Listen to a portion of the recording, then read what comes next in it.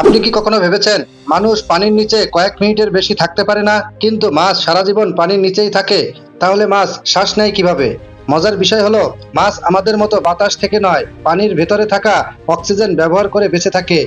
মাছের মাথার দুই পাশে থাকে বিশেষ অঙ্গ, যাকে বলা হয় গিল বা ভুলকা। মাছ যখন মুখ দিয়ে পানি গ্রহণ করে, তখন সেই পানি ফুলকার উপর দিয়ে প্রবাহিত হয়। ফুলকার ভেতরে অসংখ্য ক্ষুদ্র রক্তনালী থাকে, যা পানির মধ্যে দ্রবীভূত অক্সিজেন শোষণ করে নেয়। বন্ধুরা, আপনাদের একটি প্রশ্ন করি, আপনি কি জানেন মাছের শরীরের অক্সিজেন প্রবেশ করানোর কাজ কোন অঙ্গটি করে? পাখনা, ফুলকা, লেজ? কমেন্টে আপনার উত্তর লিখে যাবেন। চলুন আবার গল্পে ফিরে যাই। ফুলকা অক্সিজেন রক্তে পাঠিয়ে দেয় এবং কার্বন ডাই অক্সাইড বের করে দেয়। ঠিক আমাদের ফুসফুসের মতো কাজ করলেও এর পদ্ধতি সম্পূর্ণ আলাদা।